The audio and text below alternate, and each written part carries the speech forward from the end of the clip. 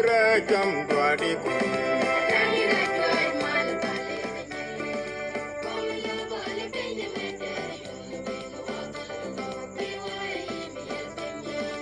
Como la fa chwadi na bunga na mujira jam dwadi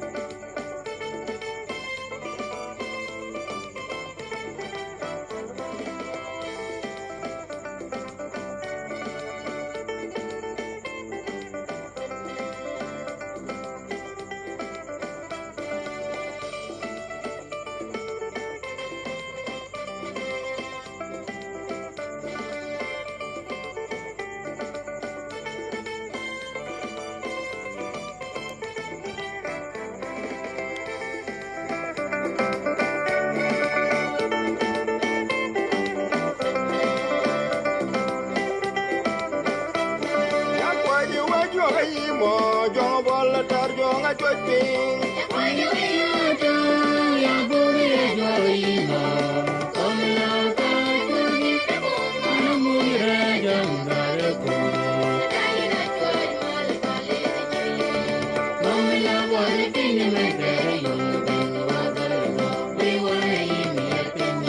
ya kwa ji wa jo ga yi mo jong bol tar jong a chwat ping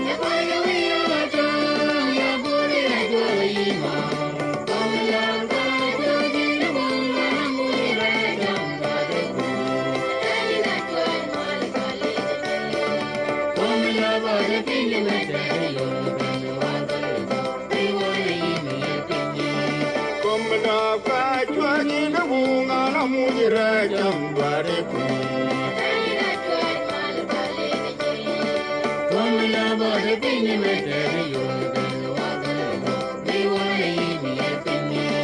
Como la fa chwadi na bunga na mujira jam dwadi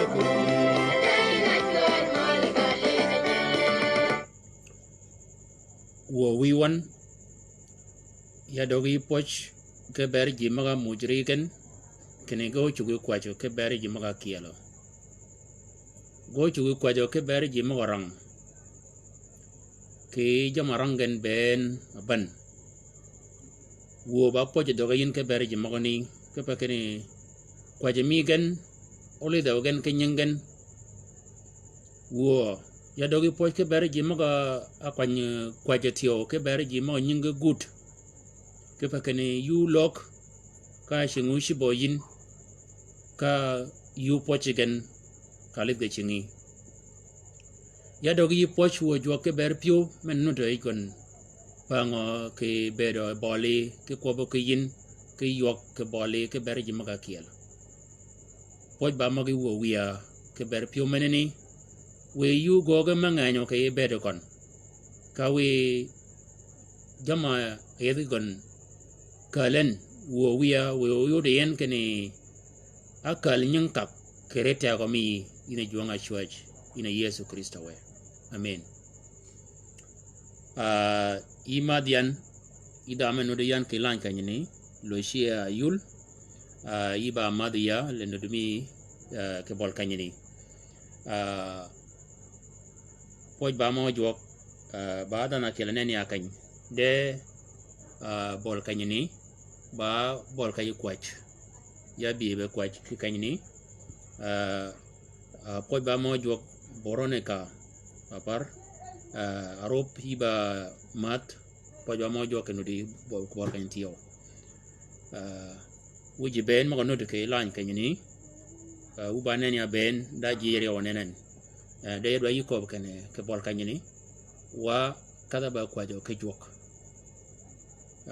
kale jam moga bergin kwajwa jok baji moga bin dok po jok ba ya kel kel ji mo ber ko jok tiyo wa kada ba kwaje ke ber jam moga lingo ye ke orang mana no do apa do komji moga no da ache de pi ache de jama ache gen o shedmi dan namno pie lot tio kon da mena ayang kanya law adwai tio so wo kwa jo ke ber mong ni ben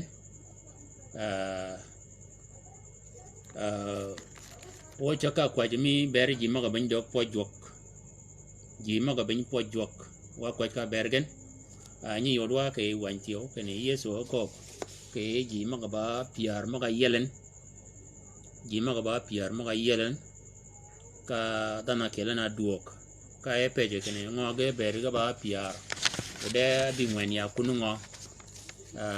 wa jurmen ene duok be do poch duok kedwa yiko be ke ni da jama we nyalni o duok yeso do ga poch da jamma we da no meneni mena duok ngajon e kala piar mo ga yel da ge jamma giri no ma we o duok ngajon o duok kun di Yesu Kristo we o Yesu pochen ke bergina goge Yesu Kristo we duai meneni duai men ba duai mi poch duai meneni ba duai mi poch o poch goga e jama yo jogo pojo yin ke ber jama yo yadwa yiko kene ke dwe meneni jogo pojo yin ka ber jamario o pojin ke dojo mi kon jama goga yin ayinu chodo ke yi kon de ke banka ber kene yiba nyagon o yodo yin kene gogo ke beri ke bol kanyini jok odogi poch kere gok mena gogen riau poch mangamo chupo ke ber mi ba tiam meno lido yin ke ber mi ke de cham jamo chungo ke boli ke ridwe meneni jog yo yodo yudin kene chingon ni chi en kai yiyo ka lo mi gon nyitingen ke de cham mong ni ben meni nyoda kene jamo chungo boli we meno go ke pa kene yigo ga jamarji we meno goga ke baraka ni yiji goga jamarji we meneni ogoji jwak ka yudo yin kishan kene jwak agogo amujo ke tiam yi tiam kanyode kene yi tiam balkani ba mena tiam mo yin o yudo yin ke balkani ni kene ba we ya lojo ena tiam yin kanyode kene yin ne jwak ke tiam ke balkani ni jwak opochin ba gwedo ke wani kene e jwak amujen wanyi nengen ke jam maga chulwa ke ye wanyi nengen ke jam maga nu chulwa ke yi kon benegina ko be yin kene benegi jamena ka ba chubo kere bedo mi do pojok jogo pojo yin ke jam maga na yo ke gimena gogen enu chulo yi o ke lenyi mena nyagen ka gini dure pen gina dor mena chunga boli go dure pen gimena ni ba jogo pojin ke kon o bene kwa jamia ke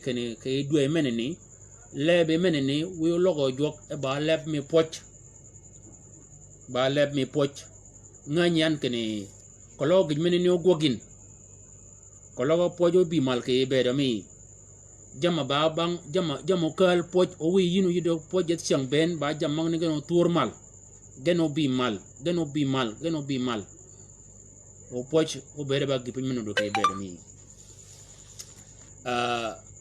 Yakoba kene Yesu opeje kene ngo yaga yel gaba piar kanyala kele na duok ye aduok Yesu shang magiri gina chop ke nyala duok Yesu ke yaga bi ngwan maga chogo no duok ngadgen ge yamane ni chobo ke yed maban wani gogoji wani koboji wani ling ke jam modoji ma chop ka wani choga poj ba dogwa ji mago de pojwa ke pa kene yeda kong makobo ni kene da mai poja bolgon de Yesu o poja bolgon nyalani ka piogon abere medo ka poji da meni ka duogen ka chungurum ben ga bolgon Yesu o peje kene ongoge berga ba piara yelian ongo berga ba piara ayelian ke riak mana yang ayo de gen ongoge berga ba piara abingwen ya kunungo da mena dan mena paden kada duok ba dog pojok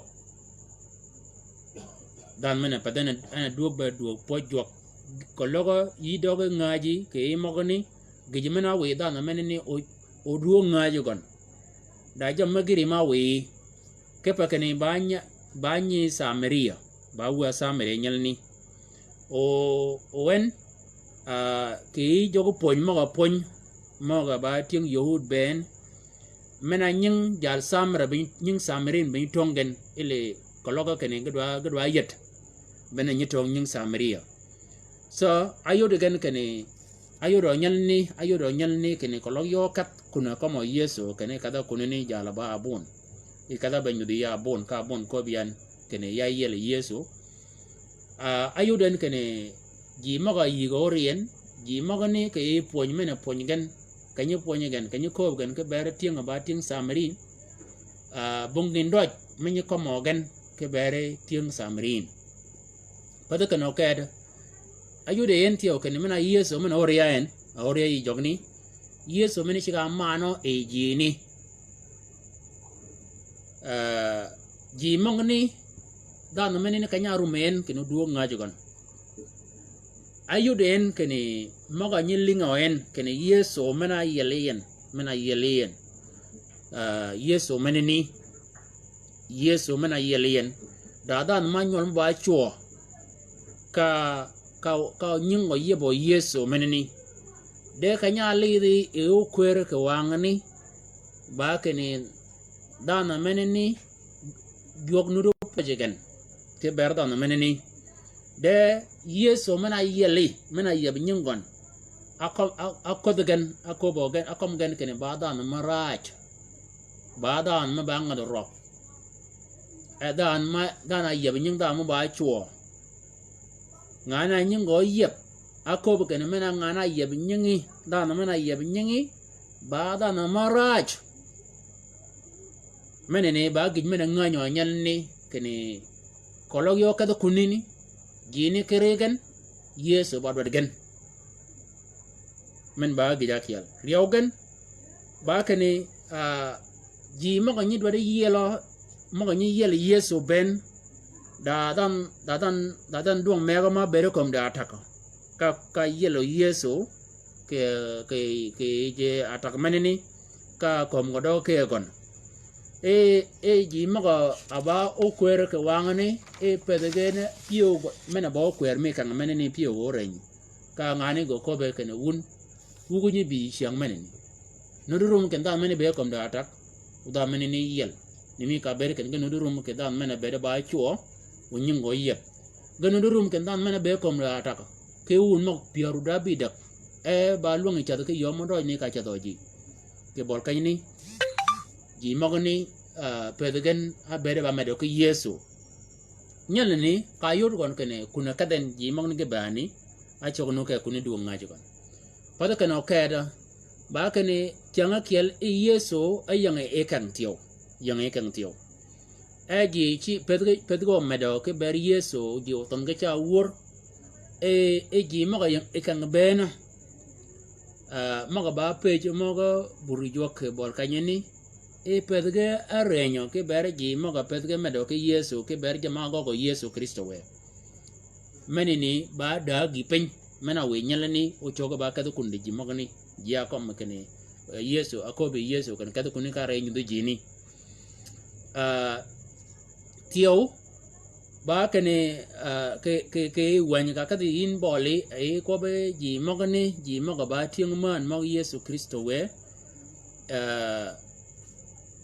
Yesu abere chika lejo ji ku wor abere chika malo ji ku wor ji cha wor ji ka Jerusalem echada komade ka ji maga ba peje maga burjo ka wangne pedgene go ma renyo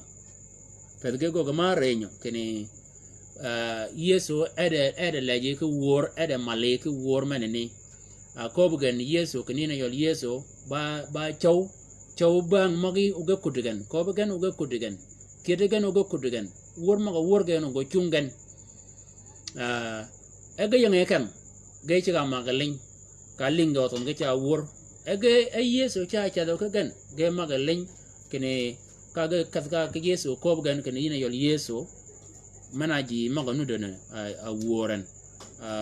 a woren ji mogni kedigen ugo kudigen menini ba gije mena ayuro jalne kene da na menini da mena ji moga kundigen or wan ji mogni ba ji mabadwadi Yesu Kristo we ga ba ji mabadwadi Yesu Kristo we kologo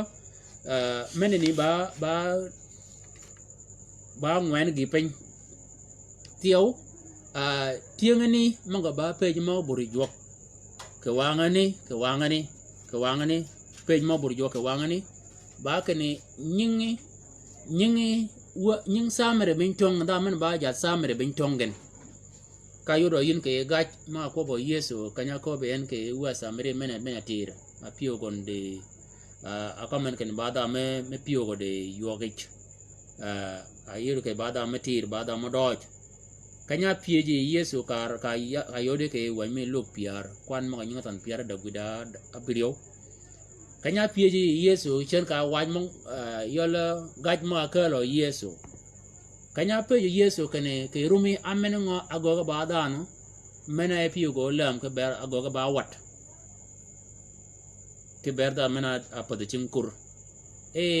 wa yehud kanya logen ke bang ka ber kene nying tieng samre bin tongen acha ko kene dana mena gogi ke gina doj menini ba gina ngayo nyalni ke ber jini kene achang yo ka kunun degen ke ka ngamenini ke kanya degen yaba meno bangen yaba meno lenge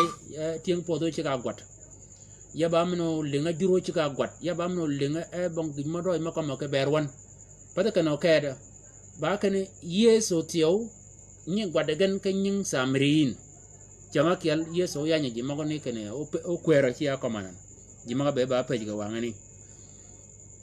ke ba kene jima ga yigen aur jima ga ba piar maga yel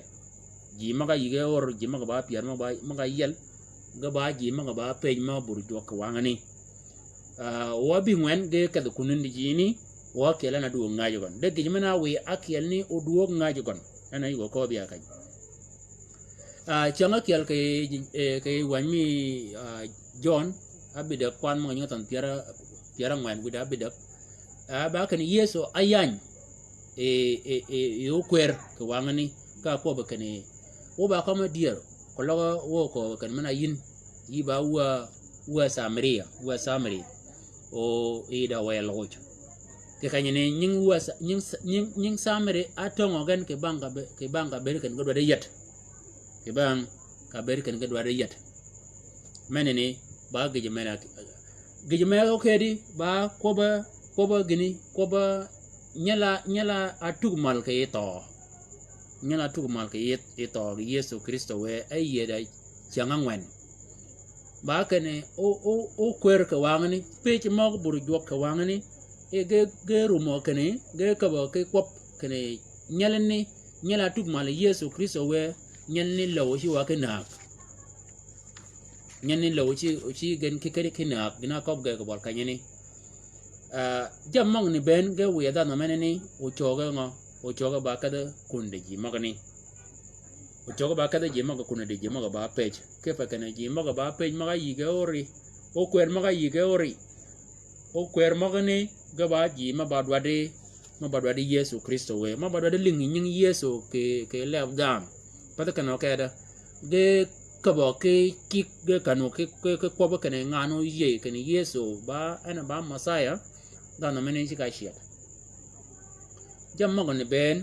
ba jama wi dana meneni o choga ba kada kunu di mag kuna ori aduogan ni Yesu Kristo we dan komni ben ga nyodo wa kene nyeleni kanya duogan be dog poch Yesu Kristo we ka chung gorumpin ke bol Yesu Kristo we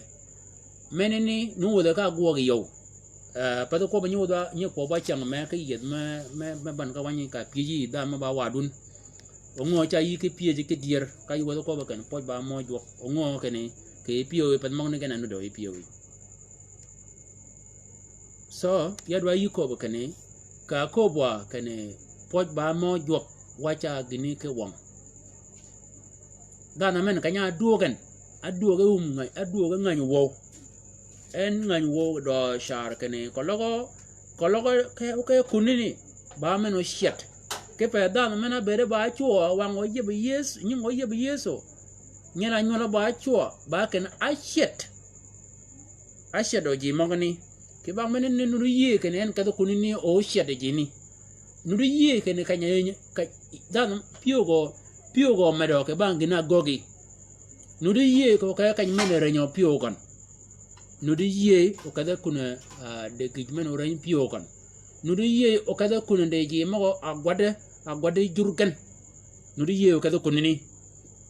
nuru ye o kada kuna de ji mo man jal ponyme dana mena yeli nuru ye o kada kunini de cha beni Yesu Kristo we ka Yesu Kristo we dogen poch bibiana ke ko dog poch jok ba ke jima bergo tega keno o yirum ke bara poch maga dogi jok pada gi mo de ko biyo ye kene poch ba mo jok ke dier poch ba mo jok de do kom e wa ngany wo do kom ke e chi ngany wo ke ko bo ji maga ne akob Yesu kan Yesu ko ji mo no go kutiken ji maga woran chang magir ge jamane ni chubo ke bedo mi idwede kan ke wor ka chwagi ge prijo gi mego ka yudo yin kan chwagi del idwa kan ke wor ka yudo yin kan chwagi gedel ka wor do lo ke woro ke yi ge jamane ni dwede nyago yi lenni dwede nyago yi oduri wok ke pakeni wor ba gija kel mana anudo e bere mi wati nga ye Yesu Kristo we ana ba ngiji tiaw ke poch bene ko be yin kene twagi mo ga nyedel ka beni do wor joka ben gana ba wor joka yudo yin twagi chanen ga del o mana ka bera wor pach ge cha yudi ken ge cha wor ga ge ji ka jiken twagi mo ga nyedel ka bere wor ba wor jok twagi mo ga ni menini ba we moga ne moga kiera moga len ka beri Yesu chika la do je ku wor akobo je moga ne kan Yesu ko je moga no go kutugan je moga wor ko go kutugan anan twagi moga delenan twagi moga banu woran moga ne ben ba kane ke pa kane yin yigu wor gen ba ko bin ba kane kut yigu wor yi pa dan mi ngade wor yido de kere kane wor pa da gwogi yido do ked o wor ba giya kel medok po jok yin ji mok tio ke budun ga wadare kane o yin yu wor ke budgan ba wadare kane o yilli o linga ke wor jok ko loga yu wor ya madi wor ling wor leje gen wor mongni ga dojo ke ye ke ling de ka bere kane ba wor jok a wor yin yido gon ba do ling ke wor ma ba wor jok gijamane ni ana chubo ke kanyini yadwa yiko kane ko bo ji magani kane kire ji maga woro ga kutuken o woro chungen ko magani ni chubo di changtin wun ke yoda kel wuna we ke me ke yoda kel dana mego ke kalunu chuko kane ba duo chwagi pen yigu wor yi ba wor ke chwagi ba kane yigu wor duo chwagi pen penya wo youth penya gin menu do anu do imong ni ben ba kene yiku wor o wor ki yi ka ben ga bal kanyni ba jogi ene lejo yin wor menni ba dog po jog yadwa yi ko bi na da menu ki yanke lan kan dog po jog ke be de mi ba gin me ber go tek ke dwai menni siang ni ba siang ba riau siang ke dwe men riau siang menini ya dwade keno o yirum ke gija kel kadio magogi jog di siang tin kayi ko kene ya dogi pocho rum ke gija kel par ba pede ke gija kel kadio ka gija menini ko be jog ke ber ginini kene jog ya dogi poch ke ber gijmen kali da ngo nyolo ginini kolo ko mongni go gogi keno le oli do yin e gino nyolo e mogni wo yina jonga chen mal ke pen bene yina kabake del kai bi kai che de kom teli kai de lo ke ngejoji kadali ngajoji idolo ko pojo yigen ji maga dal ngajin bene ji adal yin dog poch dan mena nuri yinu ngaje ye yinu de lo ngaka poja de ya kwa wo wiya ke bare ji mong ne ben mong no de ke yan ke lan kanyini wo wiya we yu ngaje gen we yu ngaje gen ke kop ka ko bi ke gen we yu ngaje gen ke gok mena go ko yin we yu ngaje gen ke jirum mago nyirom anyinyo do yin mago nyitiere yin ke rum gen we yu doga poch wo jok we yu doga poch na Yesu Kristo we poch ba magi ka do mami ke ber ji magni ya kwaje tio ke ber ji maga alabgan bong poch ke alabgan wo wiya we poch o kali mal ke ya alabgan ke bakani yi peje ke na ngoga ber ke ba piar abingwan yakun e meni wanga ke ne idwa de ke yi poch e gen ke ba piar ke ben idwa kan ga duo ga ben ga ba piar o chunguru ban ga boli ke bang gina gogi gen o yidi do ga poch wo ya kwaje wo jo ke bare ji maga abalong yin ke dog poch abalong go ke ngich abalong chingi ke ngich abalong kunyimi ke ngich wo wiya ya benyang ji maga ne ke jama go go yin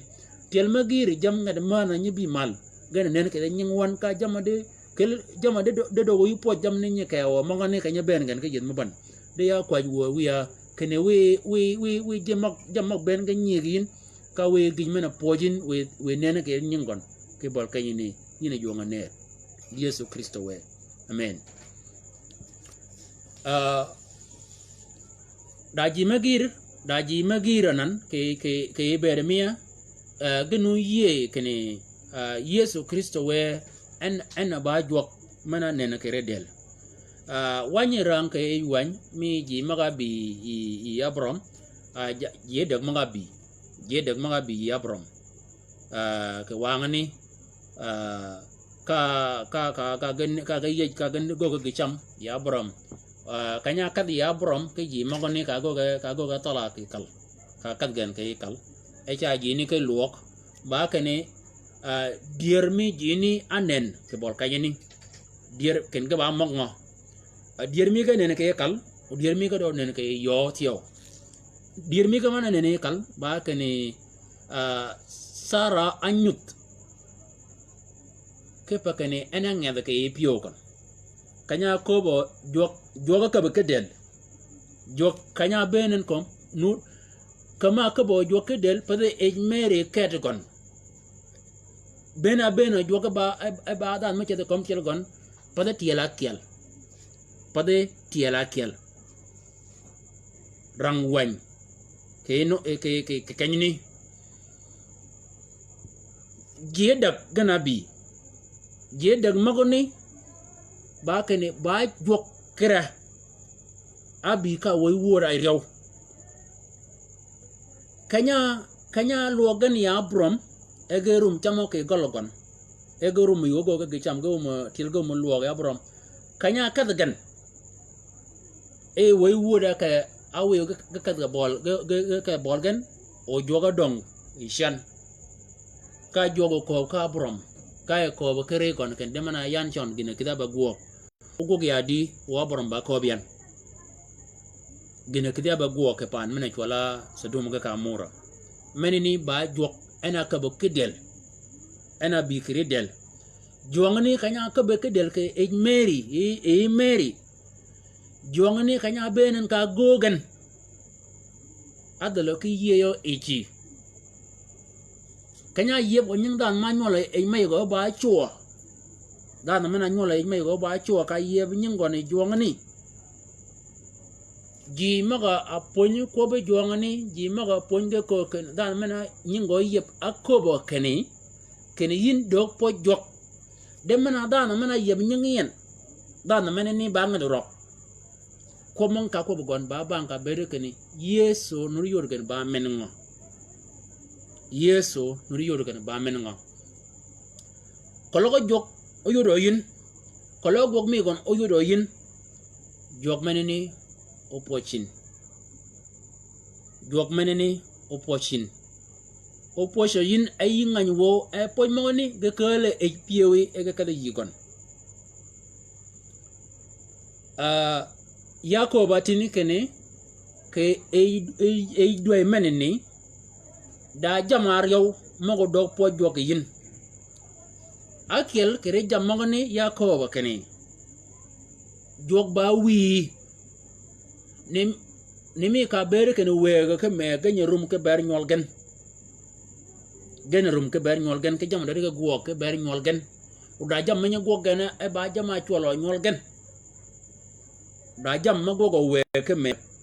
e ba jama cholo nyol gen uda jam mago go we ke me e ba jama romo gen ke ber nyol gen jokera keno kere duwe men da jam manun maroma en ke beri ongo geno cholin bam maroma en ke beri gocha kide ba guop go en ke guogan ulido yin kene lebi poj utulu wok ke e lebi poj utulu wok uturu wok ke lebi ka jok pochin ke bangina go ke yin ko yodo yin ken ba wi ke dier ena gog yin ena gog yin Daniel makal machi budu mamu Yesu yaga kali ka wanen kun Yesu akalo yagani ga wanga kene da meneni kal gan kono yelo Yesu yella e gina buden e budu me gon e bud me de ikanya wanen bol Yesu agogo ka gipin menuro mojini menur kwaji ji mogni ba kene oro da meneni go lanyen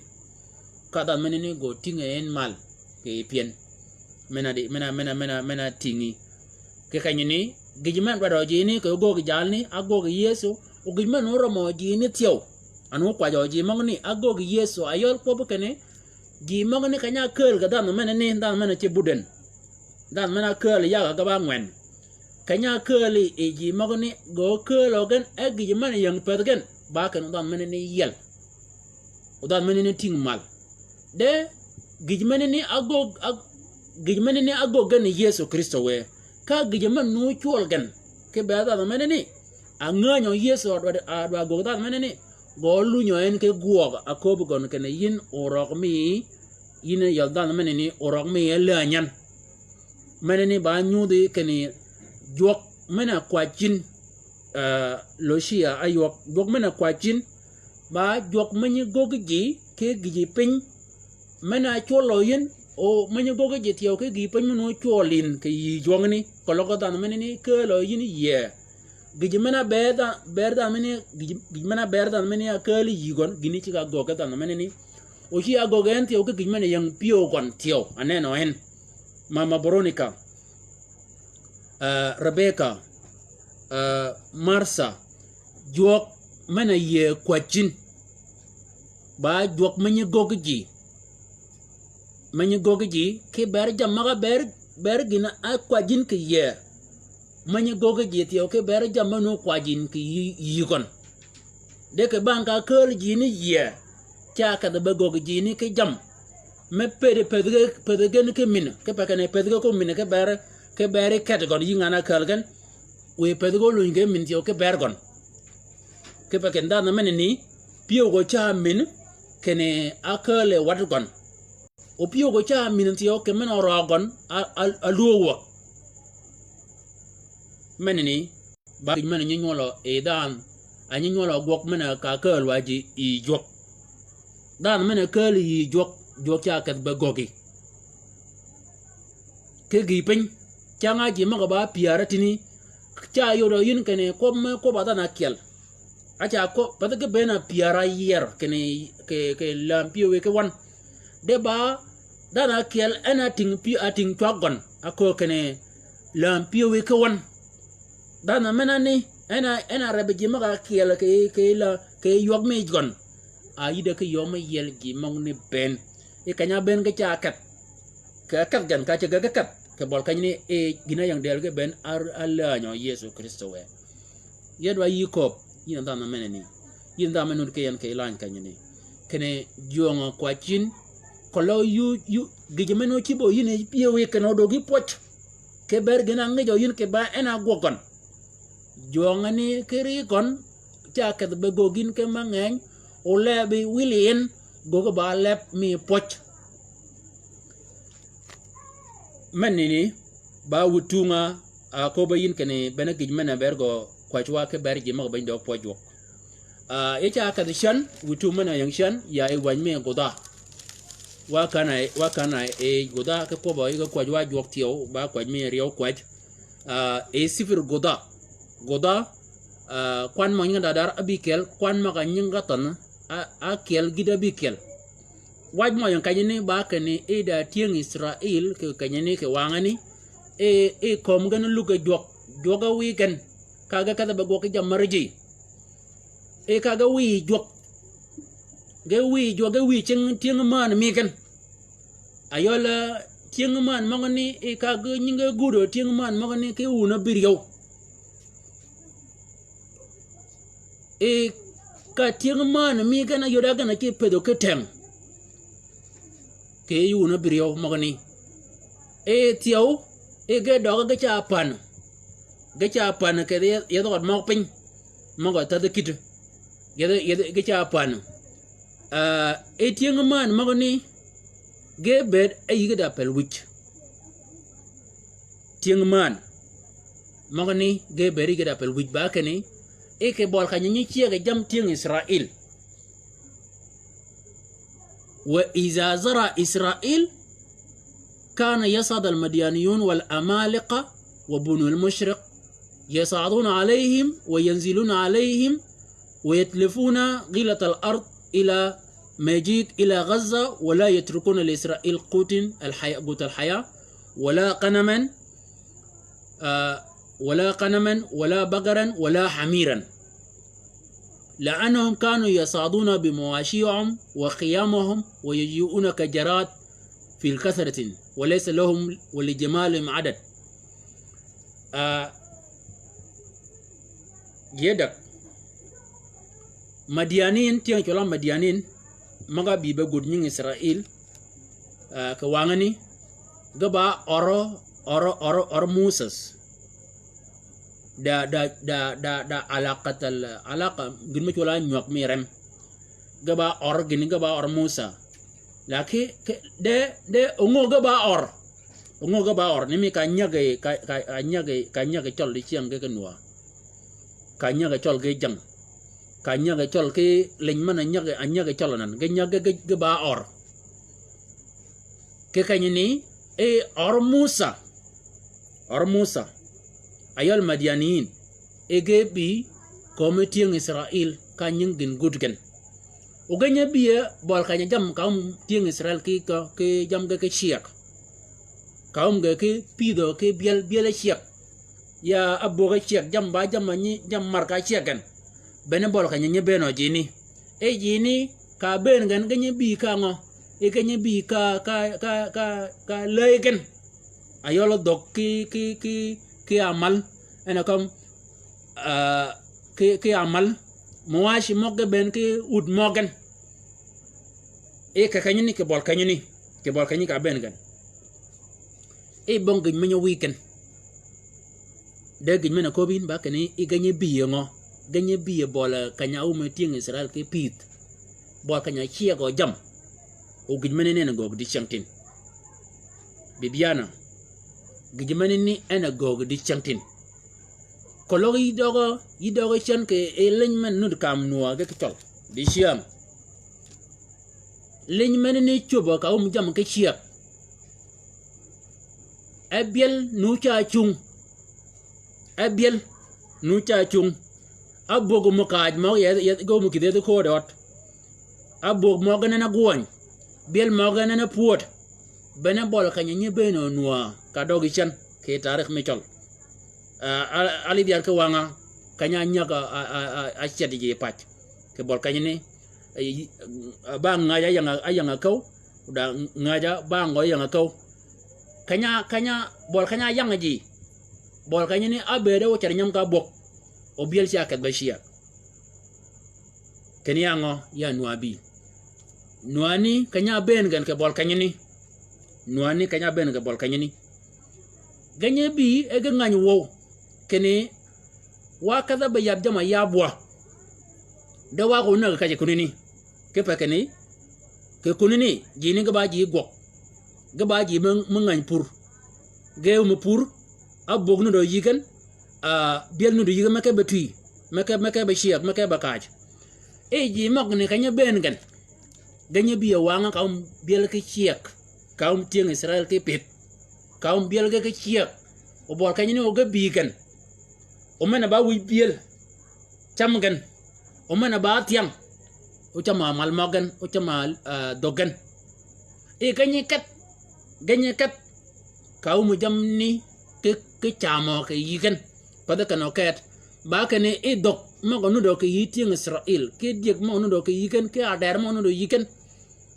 ader ke diek ke dok ma ba tieng Israel ke ciga kalgan o jam ga ma kajigan ciga cham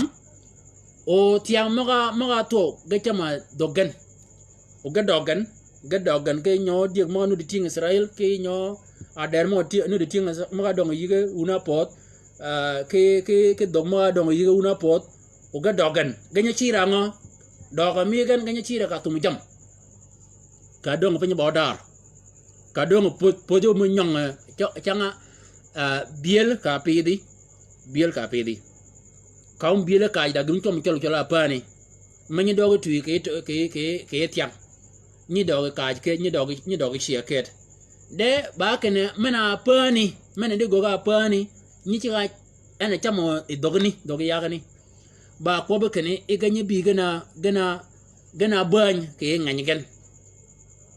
e yol e ji mongni pada kana ka de gaba e kom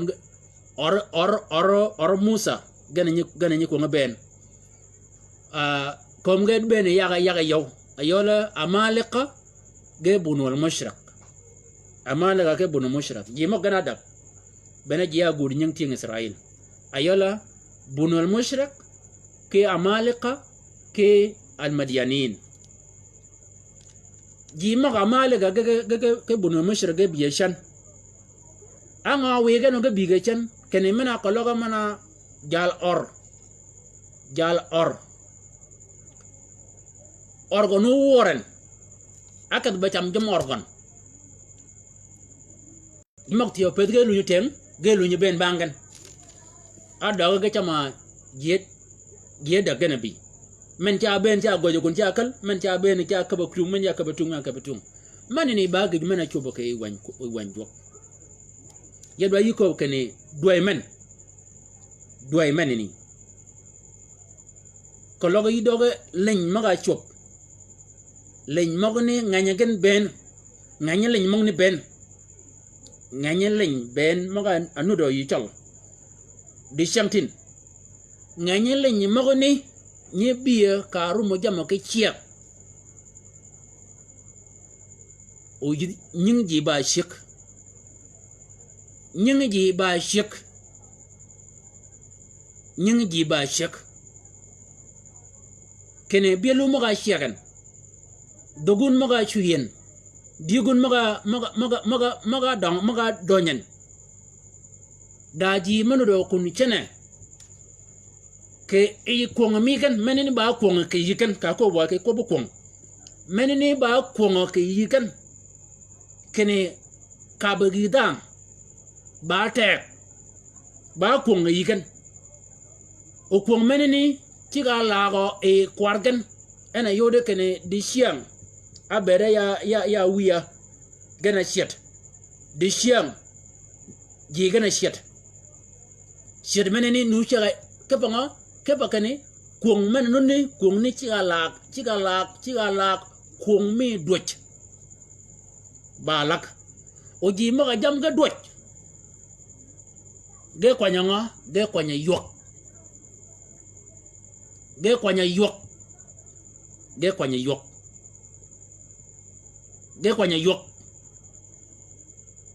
o nyolgen genen ge ka yonga wegen o dunga kiel ka luñ ko ba wek o ge luñ ngay yok o kenaw o kuncha nyol mo ken ge kel mal kene mena ni mi kanya bedo e ngu e wak ngu ka po nyo nyegon e go no toni ba kene le ben mo ngoni ge ba ying mi le ben mo ge ba ying yo man nyekel ngu a nyekel ko nya ko mal nyingu nyikala mal ka yo kene le ben ga ba yin mi changa ba ugik changa ba liet yugo bogo ngetagon yugo bogo tungon yugo bogo changa nget ko tinedi gije mena igor rema chola lay yo mena nyakal nyongu malen ba kene menini ba gishami menini ba yo mena nyakal gip anyakal mal ingu ke nyolgon ya cha yiko ke ko bo kwong mena no do yun kwong mena kama wun kene ba kwong me chol ma dolowi kwong mena ni ba kwong mena ko wun ba kwong mena jog rach ke ba ji magoni e una bir yow e ga cha yin ga yin aman ngo ga yin a ching organ ayol madianin pada orga kargan yag magalu nye ben tiyaw jura yaw nye ben konga tiyaw ayol amalika ayol bunul mushriq anga wanga ya amalika jima kom kan ba amalika ke bunul mushriq ke bunul mushriq wanga nga yindi chamkin mena nyama iya mi ka benen nyama iya menini ka benen edwe chang adonga chang rew ka yodo yin kene mega du malatung egro nga gedwa ko nyagni changi keba kene ejini ayola male ga madianin ge bunul mushrik e ganya biye bol kanya achia ge bel Israel achia ge jama pitgan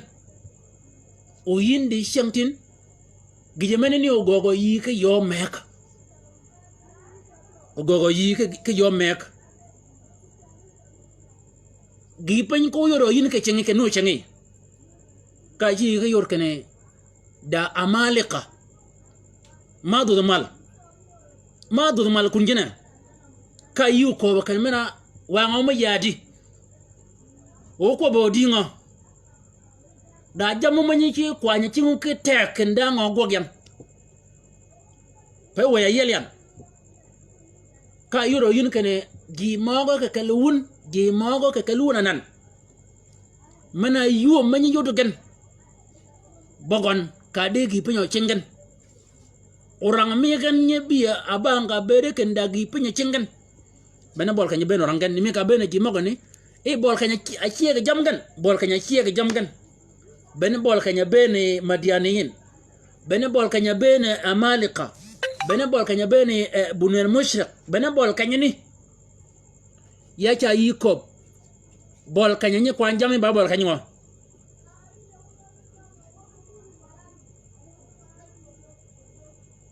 pod mi ni yebin ni yebe o yin ka ayigo ga yimed pio o ni yoro yin ka ni chi ga chiro ginini yede chang ishi ga shir yishira bol kanyani bena gi penye changi bene bol kanyani yana chirin bene bol kanyani de chiam ade ji mo nanganan ke ba kananga bielge shek dogno de yigen jegno de yigen jamno ma yodo yigen ni ma yodo yigen pada kana kada mannun ma yodo yigen nyol ganu madong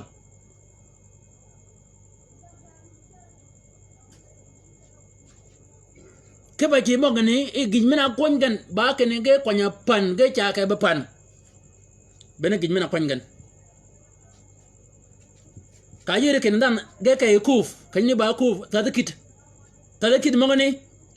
bon jama nyol ka da kan ni dan kala we gon de chamtin ji ke yorang maneni ji mo ge rang ge yang ge chada ka tilgen mana war malu nga kolon til go bogon pada gijma ma chuba de siang de gijma ne go ga kwar ma lagan ke yi wegen weger a laga yi kwaigen dewa wabi orjok ponya wanga orjok wanjok cha ko ken ili wan men jama bero ke wan ni e ge gwer ka berun wu chogen ka berun wu ketgen ka berun wunu nyangu yeba mogni bade jema cham ka wadi e katum ka menen yin ge ta yada ka e katum ka go cham ka wet genen yin bade jima non me kwadel gen ke mo ngeo ke ngin ungin ni ke kala ko ga mi meneni ba kuagi da bade nyol di chamtin manut da na go ma ka wone jur bol e jur meneni bena bol kanya ade mu ke kon bena bol kanya kun go yin bena bol kanya to ngayin ke jur mi kon ke wo me ka ko be kene e wa iza zara israel kana yasat al madyanun karum ga gapit o jamni mo ke chiek bena bol kanya ne ben gan ya cha yikop waj mo ga yang yinan waj or yad manani mana yang yinan ke yan mana mon yinan yan mangoni ba do piyo pen jam nyit jama dele yen ga nyitu ga wen ngo ka yide yin ke gipen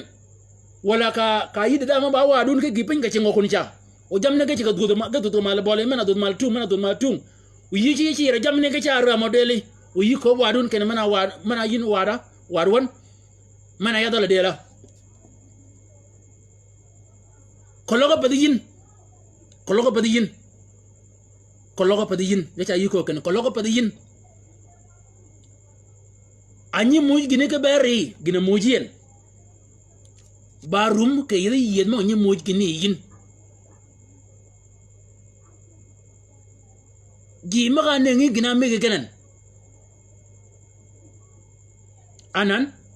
je cha yin maneni baken bela shek yin maneni baken doga dong diga dong ngi nut men ba kud mi je ka kud mi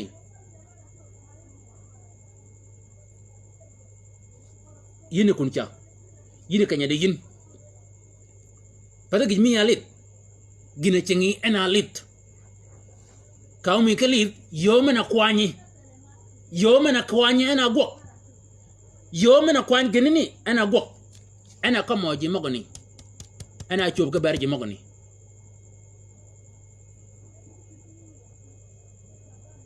ya kurka derang ader ma kororang da jama da mun chamgan da tiang maga tuo da pod pool kaum pool ke pon maga ba pod maga gani ke tiel go mongni ke bier go mongni gani ta chong ni chual ya ga logo kunini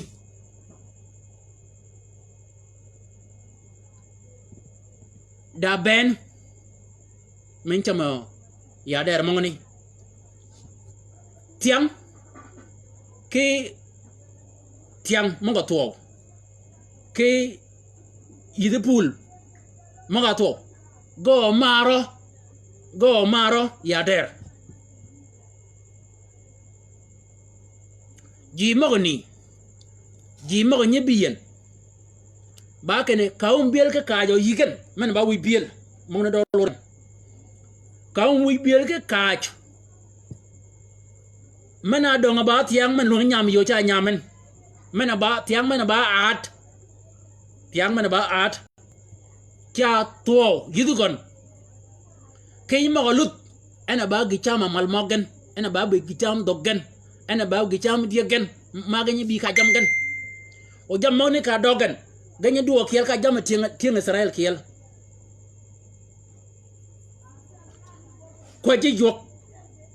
kwaje jok ke bere gijmane yang yi ya nga goga o tieng Israel ke bol kanyini يا آية 6 قال فظل إسرائيل جدا من قبل المديانين e tieng Israel ge rang ko rang mateg shar ke kel tieng ke ching organ ayol Madianin anga go ge chen ba ke ni e ge cha yok ge yogo ko jok ban kay ni ne kal ko kwaj mi adi changtin ke ber mo ko ni yin cha chodi ka kwag mi cha do yin ka tiele cha arpen ka tiele cha kuod mana nin magi maga nya kam tieng tep ke ni da ni ba burki ke sada bidak padanin mo na gana gog icha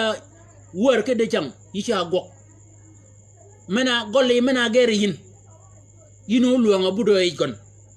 ma wanjo ko ke ni wugere kel ka wucho ko babere wa bude de kal ni wugo bere de kal ni anan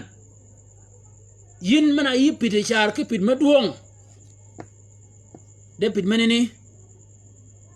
yed maga bena pidini ba yed mangany mana bitung obena gi menene anini kalo kwa jok jamma ge chu ka ber jimo ni ke banga bere ke ni komge lukke jok ke banga bere ke ni komgen aluk ge jok komi kulugi jok yin kwa jok kedi komi kulugi jok kalau komi ulugi jok ba pidena chiolin komi ba pid ana chiolin komi bunul mushrik ba ji maga ba gogmi ga ba goko yu kwal di chiang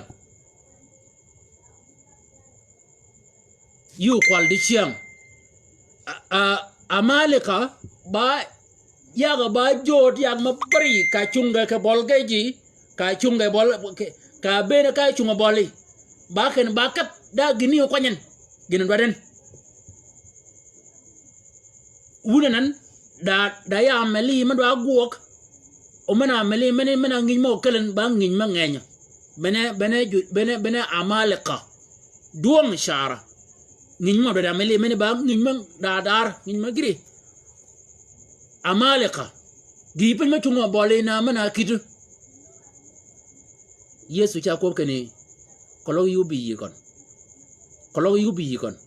mani ba yo mana korin bene yesu ba yo mana korin o ba yo mana kor jami kepa kene ji mo kanya banga jok geno yido ke yom kepa kene yom ya jok ana yesu kristo we jamgan no luangan ka kor ka tagan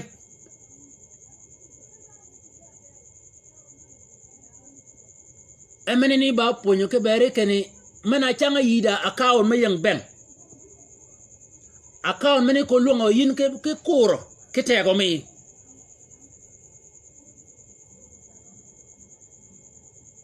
aji di yudi chamtin ayange wit aji di ikalu di chiang a chwagan de kor ka men ni yi choge cholmen ka men ni dogo chuop ka men ni cholo yi cholo tum ka men ni dogo chuop ka ni dogo chuop ke ba kana uyi bere yang yi kor yadwa yi ko kane yesu kristo we ana ko ba kane biu ya wuyi de ke yomo ke ya wuyi de ke yomo ya pode mogi mogane ganye we ga umanyon ganye we e pod mogan umanyon anyo die gan umakal adog gan umakal adar ga umakal yin ka bene duai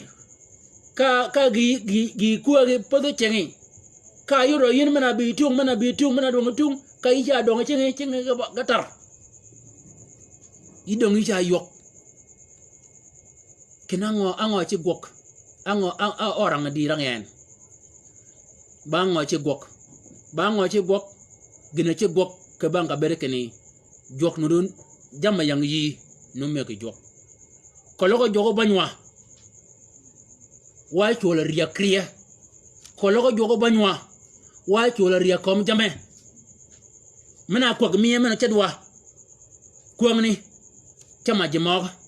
ena akobo jokane yu mega nyam dat ka nyane ni oni na dat dal mega yu gere ga kal ka go le meni obuda ngan mega yu pido ke pot ka pode meni ka jada na mega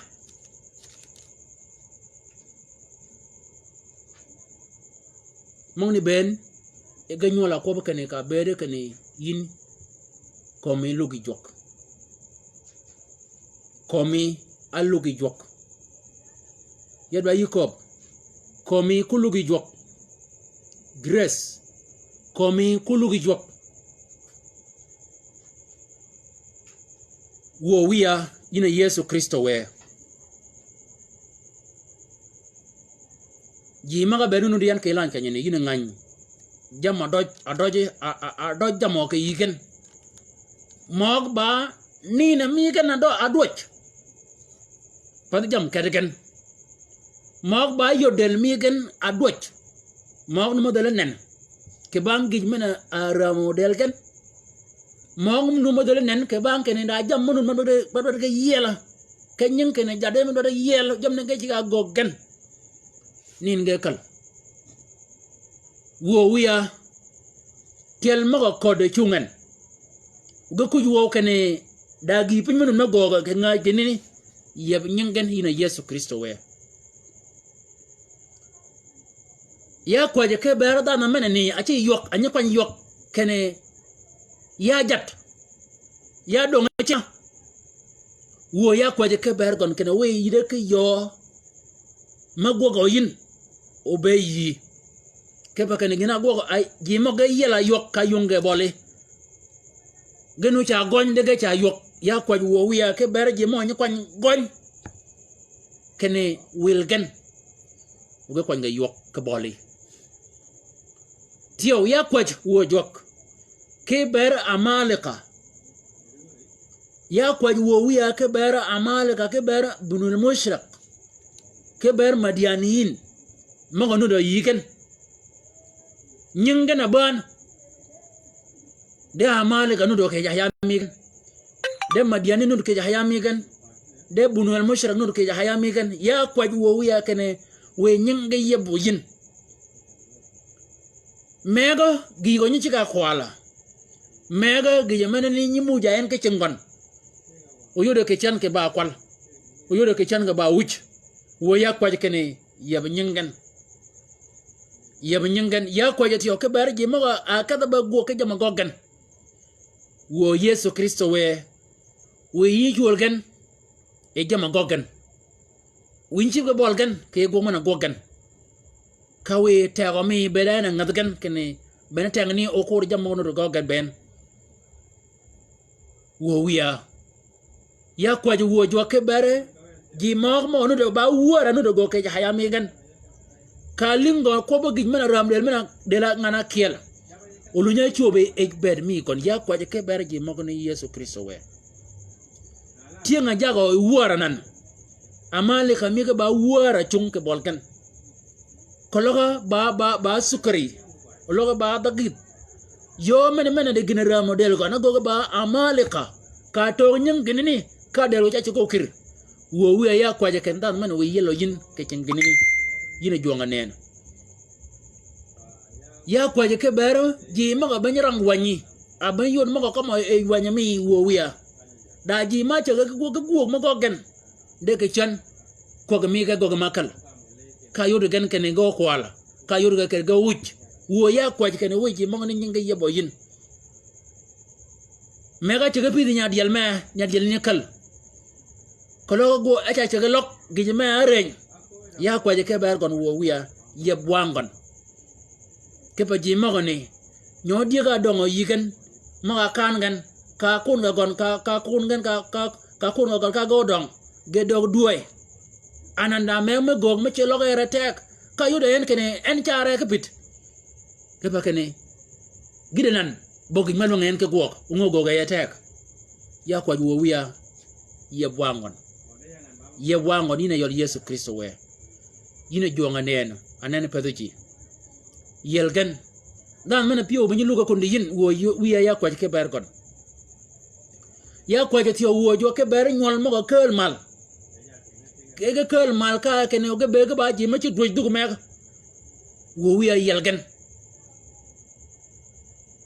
ya kwa ke tio ke ber ting dong mo ko ni yin wo jo yeb nyingen kene ko logo ba chungu kom tielgen de go yin ni mi kan yin o gik go yin ni mi ka yin e lech yuton wo wiya ba kene nyolgen go laga ginni ke yigen de ya kwa wo wiya kene nengen kitego wiya ya kwa kene yelgen ke fa ji mo be ga cha yin ga cha pan ganya kada be pan ta de kitu yeleji mo ga pan wo wiya ka wi ga chunga kom tielgen o giraj durga wegon kepa ka duro gin raj menni wegon meni ba yo mena ponya nyolgen ka gina chugo yi ga duk kolo da raj ma chuo kom ga tiyo yem nyengen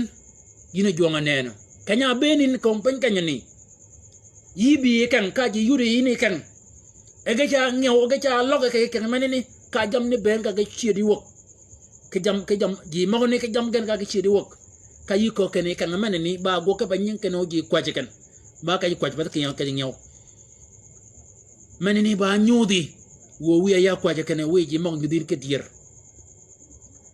nyudu dier kan yina jonga nen yina jog dier poj ba magi ka don ba mi yina radoro Yesu Kristo we amen wo chung kanyeni gedo jogo bedo ko won watching you to get a tag me Yesu Kristo we madro me ke duang me o jago ke bed mi ya pada yin kene ko logo yin you do bo pojok ongo na jamaraji ba you do bo pojok ke jam mo doji jam mo doji ni tiri mala ni tiri yin ni tirin jam mo ni jam mo ba jamaraji be na ni turmal ben yetiam go pilo e poch go buji penya poch go lido yin kene ge cha lan ke pango ke pakani ida bodok pojok ponya lebi ke dok pojok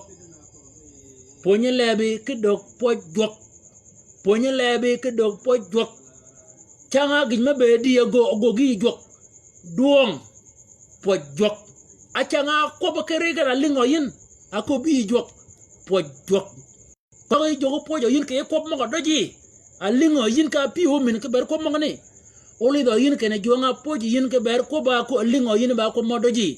jok menene yu ko bo en ke pi ho ko mo doji yu ko bo en ke lebeji ke ko mo doji meno min pi ho jok mena pojo yin ke gina goga yin jongni o wi yin o poji chang ben ke gok mena kide ba gok ke pa kene gok ganu kidin bengej he be de mi dogo pojok kaga kanyani yado yiket kene ke wan jok bong pon mi wan jok ma ko ba kene e dog jok poj ke jamariji bong pon ma kel mal yeso ma ponwa yeso kene e pojwa en ke jamariji ke ba jamariji ba jam ngad man jam magani kana berge beno yeso kene go duro wakke bede gije mana pojwa jok ba jam go mo ga doji jok ba pojwa ke jamanak jama go ya nak jok ba pojwa ke ber jamni da jam mo ni kana banywa ke ba kana ka pojwa jok ke ber jama go ya nak wa cha nak ke kwak wa cha ne ngo ke yo ke no football kon ki jama go gen ni mi ka be to di Chelsea to mena go nan jima xelu go ko kene meni babol ka jini babol ka jini jima ga lo re nam ge cha nam ke luot ge cha nam ge kieu ge cha ka ye do ka gan joga we jima ne ga kat ga mena ke jini dier we wangu yebe Yesu Kristo we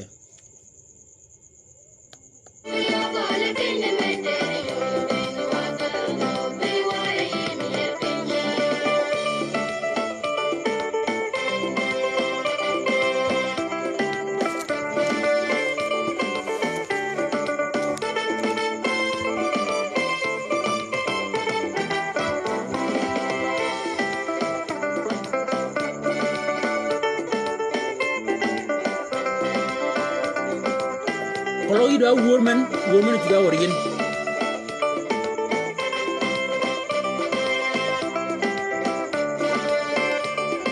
Punyari ke munyarau mi kuat ke beri jemaah kian. Rumcing cuma penyebal dua ke beri jemaah kian.